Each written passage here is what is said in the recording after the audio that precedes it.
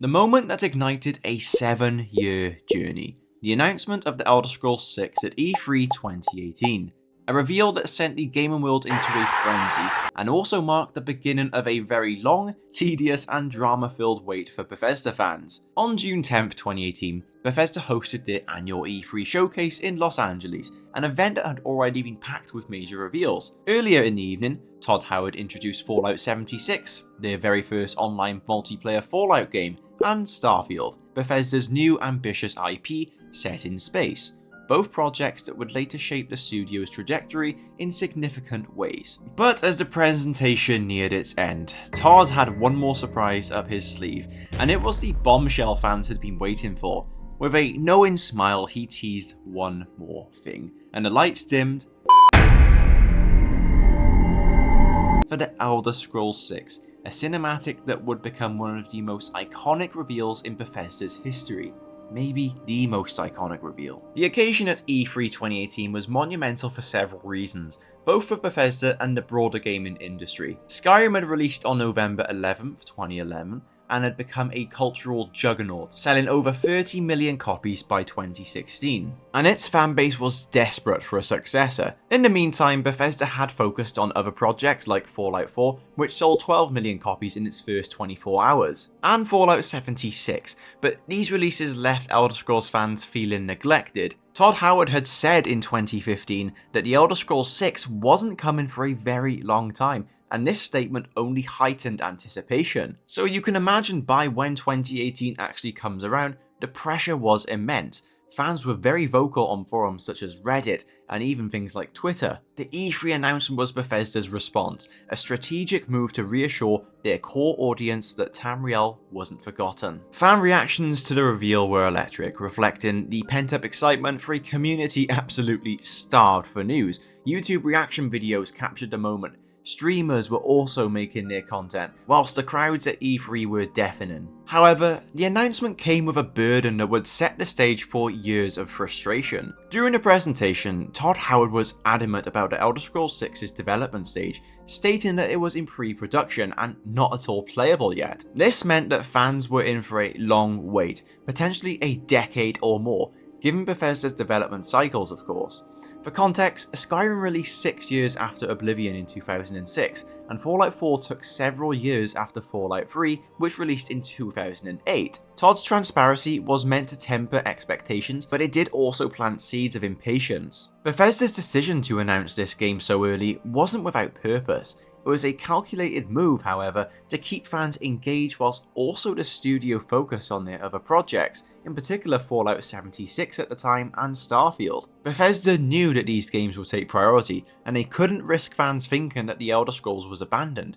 In hindsight, the strategy worked to maintain hype, but also set unrealistic expectations, as the lack of updates over the next 7 years would test fans' patience even more. This announcement was a spark of hope, a moment of pure excitement, but it also marked the beginning of a long, dramatic journey filled with many controversies, corporate shifts and disappointments. A quick side note, please be sure to consider subscribing for weekly gaming videos. As the anticipation for The Elder Scrolls 6 began to build following E3, Bethesda shifted focus to their next major release, and that was Fallout 76, which launched later that year, and quickly spiraled into a PR disaster that would cast a long shadow over the studio. Announced earlier at the same event of The Elder Scrolls 6, 76 released on the 14th of November 2018, marking Bethesda's first foray into an online multiplayer Fallout game. Set in post-apocalyptic Appalachia, it promised a shared world experience with cooperative exploration, base building, and a focus on survival in the Fallout universe. However,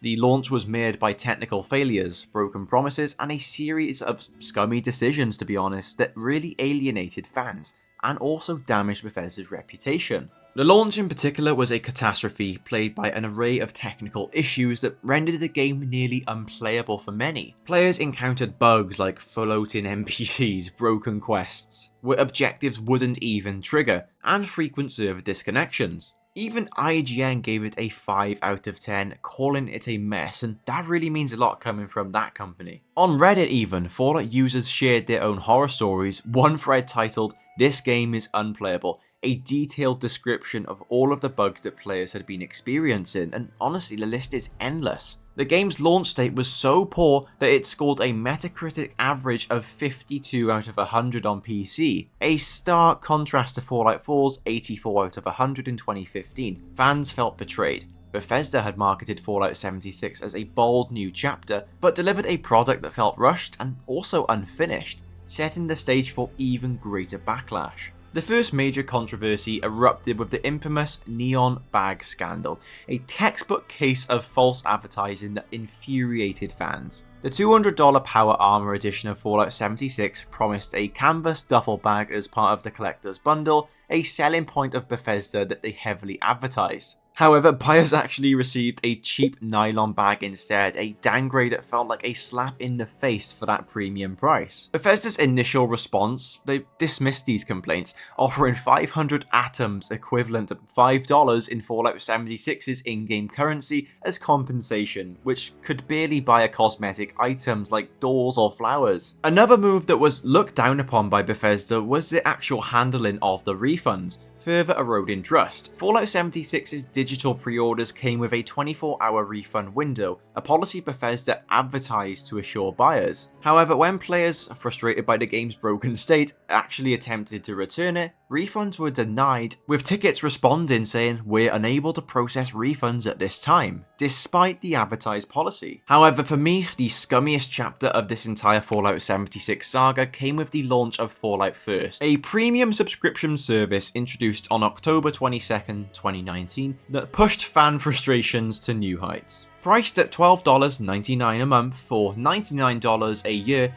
Fallout First offered features like a private server, unlimited storage via a scrap box, and exclusive cosmetics like the Ranger armor. On paper, I suppose it sounds pretty appealing if you are a big fan of the game, but the execution of it was a disaster. Private servers weren't truly private, random players could still join, defeating the actual purpose. The scrap box, advertised as unlimited, caused server instability, with players losing items due to crashes. Worse, many of these features like private servers were ones that fans argue should be in the base game themselves, especially given Fallout 76's $60 price tag and existing microtransactions. Fallout First cemented a narrative of Bethesda prioritizing revenue over quality, and that was very worrying. The long-term fallout from Fallout 76's launch was profound, both for Bethesda's reputation and the anticipation surrounding The Elder Scrolls 6. By 2025, Fallout 76 is a solid game with a dedicated community and expansions like Steel Rain in 2021, but unfortunately for them, the damage had already been done. And what came next was arguably even more shocking. If we fast forward to September 21st, 2020, when the gaming industry was rocked by a seismic announcement, Microsoft was acquiring ZeniMax Media, Bethesda's parent company, for a staggering $7.5 billion. Coming just over 2 years after the Elder Scrolls 6 trailer, this acquisition was a pivotal moment in Bethesda's history, and it was all finalized on the 9th of March 2021. The announcement on September 21st, 2020 was a bombshell, unveiled via a Microsoft press release and a blog post by Xbox head Phil Spencer. Microsoft described this acquisition as a growth move to accelerate Microsoft's gaming business, emphasizing Bethesda's iconic games portfolio and world-class talent. Now, with this, they acquire all of the IPs that are under Bethesda's name: Fallout, The Elder Scrolls, you name it. Strategically as well, the acquisition was a power play for Microsoft, driven by the evolving landscape of gaming in 2020. Microsoft saw Bethesda as a key piece to bolster Xbox Game Pass, and their subscription service launched in 2017, which by 2020 had 15 million subscribers. Bethesda's catalogue, including Skyrim, Fallout, Dune, was actually added to Game Pass immediately after the deal closed, significantly boosting its value. By 2020, Skyrim alone had 5 million Game Pass players. Fallout saw a 200% playtime increase. The deal also included future titles, with Microsoft stipulating that select Bethesda games would become Xbox and PC exclusive. The wider impacts of this deal were profound, reshaping Bethesda's operations and the gaming industry at large. For Bethesda, the acquisition meant increased resources for their projects, including The Elder Scrolls 6. Microsoft's financial backing allowed Bethesda to scale up development, potentially hiring more staff and leveraging Microsoft's Azure cloud tech for next-gen features. However, it also introduced new pressures. Microsoft's emphasis on Game Pass meant Bethesda had to prioritize titles that would drive these subscriptions, potentially influencing the design of their games, such as incorporating live service elements. The exclusivity clause was a game changer as well. What Microsoft owns, Sony cannot get, and this meant that titles like Starfield and potentially The Elder Scrolls 6 could skip PlayStation, a shift that would alienate some fans. Bethesda had been a notable supporter of Nintendo Switch and PlayStation with Skyrim on Switch and Fallout 4 on PS4,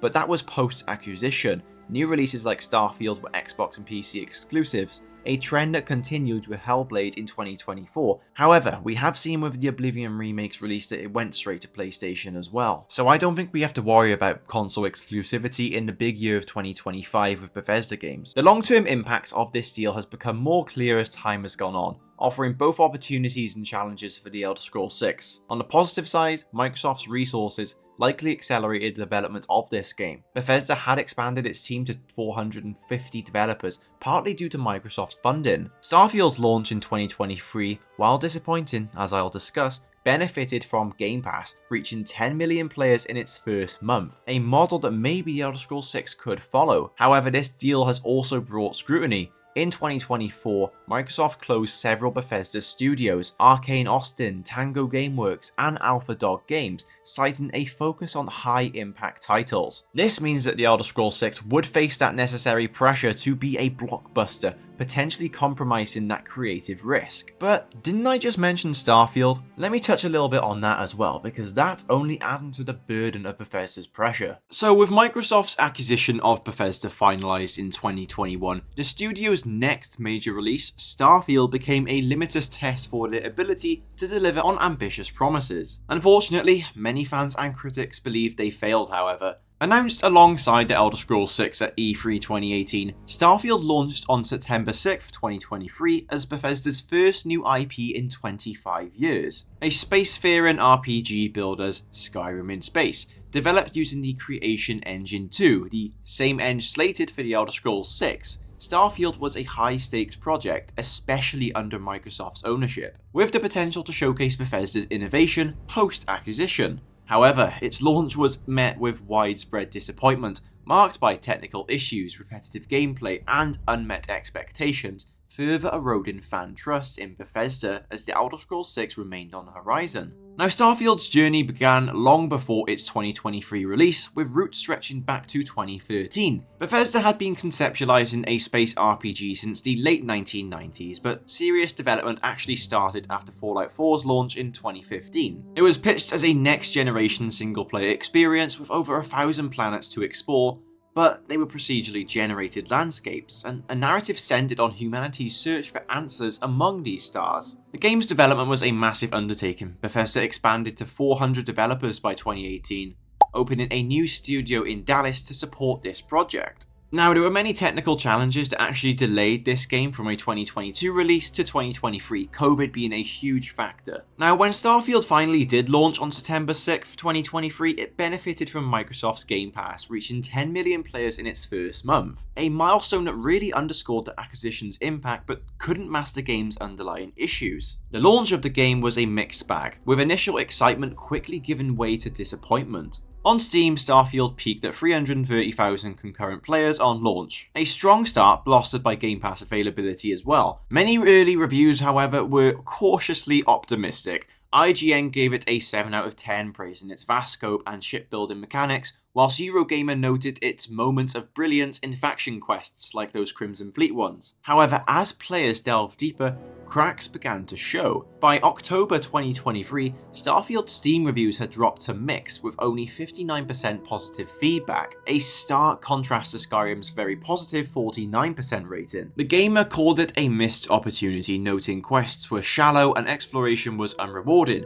Main story missions centered on the Constellation faction and the search for artifacts were criticized for lacking emotional depth. There were specific gameplay flaws as well that further fueled the disappointment, drawing sharp comparisons to Bethesda's past successes. Now, Starfield's 1,000 planets, whilst ambitious, were a double-edged sword. Most were just completely barren with procedural generation content that felt copy and pasted. such as identical mining outposts or enemy camps. Many people just complained about landing on the same planet to only find nothing but rocks and the same 3 enemies. Space travel, a core promise, was underwhelming. Players couldn't manually fly between planets. Instead, they selected destinations via a menu with loading screens breaking immersion, a far cry from seamless exploration from a game like No Man's Sky that was released in 2016. As well as that, technical issues persisted despite the Creation Engine 2 upgrade, as many players reported frame rate dips during space combat in particular, as well as NPC pathfinding bugs such as companions getting stuck in doorways. This disappointment with Starfield had a significant impact on Bethesda's reputation,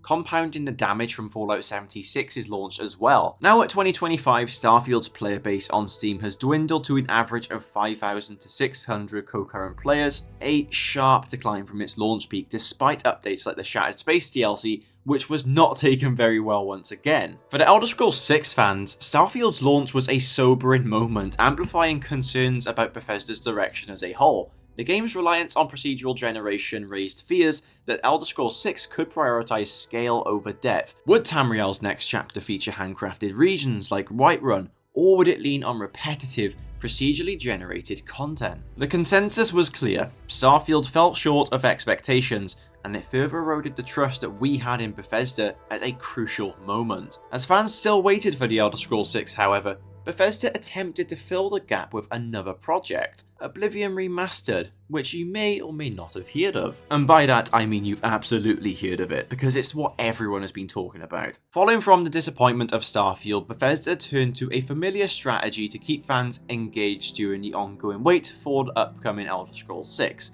A remaster of one of their classic titles. Enter The Elder Scrolls 4 Oblivion Remastered, released in early 2025, a project that aimed to bridge the gap whilst Elder Scrolls 6 remained in development. As we sit here today in 2025, Oblivion Remastered has proven to be a nice little gap filler, offering a nostalgic return to Cyrodiil with modernised visuals, though its reception highlights both its strengths and as a stopgap and its limitations in meeting modern expectations. A return to the Elder Scrolls franchise was a logical move for Bethesda. Originally launched in 2006, Oblivion was a landmark RPG selling over 9.5 million copies by 2016, and earning a 95 out of 100 on Metacritic for its deep questlines and expansive world. Bethesda needed a win here to restore goodwill, and remastering Oblivion made sense. Fans had long requested an Oblivion remake, especially after Skyrim's success. The remaster brought significant visual improvements, breathing new life into Cyrodiil while preserving the 2006's game core.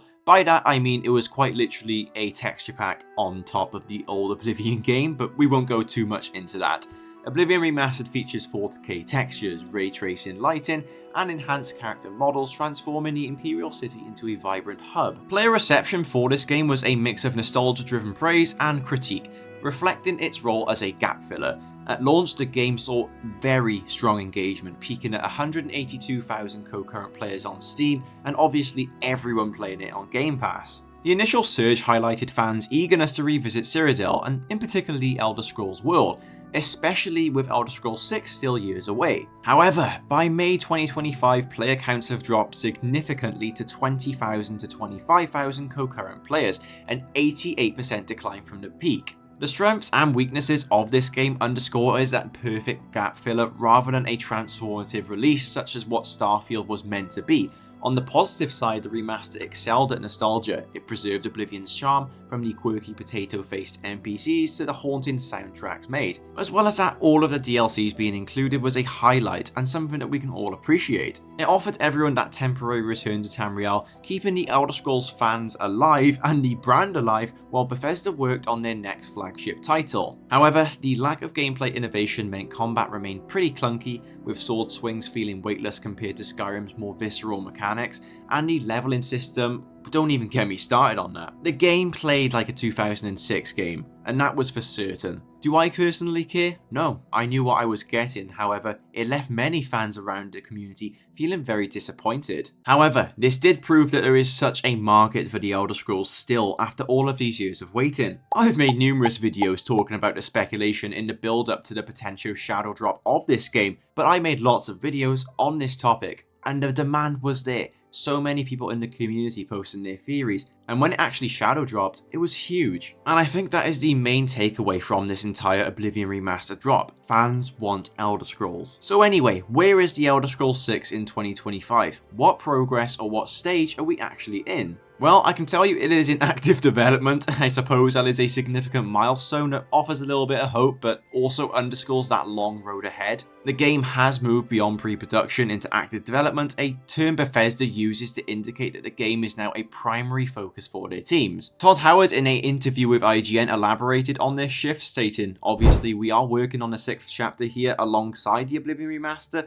suggesting that Bethesda Game Studios is balancing multiple projects, but prioritizing the Elder Scrolls 6. The game is supposedly being developed on Creation Engine 2, the same engine used for Starfield, which Howard has described as a massive leap over the original Creation Engine. Now, despite this progress, concrete details about the Elder Scrolls 6 remain scarce, fueling both speculation and frustration among many of us fans. Since that 2018 trailer, Bethesda has released very little official information. No gameplay, no confirmed setting, though the teaser trailer's desert landscape continues to point to Hammerfell or High Rock as likely candidates. But I don't want to talk about speculation here. I want to talk about the facts, and unfortunately, the fact is that 7 years later in 2025, we just have no definite information. Fan expectations are sky high, shaped by the past 7 years of waiting and Bethesda's recent track record. The competitive landscape in 2025 adds pressure on Bethesda to deliver a groundbreaking game. The RPG genre has evolved significantly since Skyrim's 2011 release.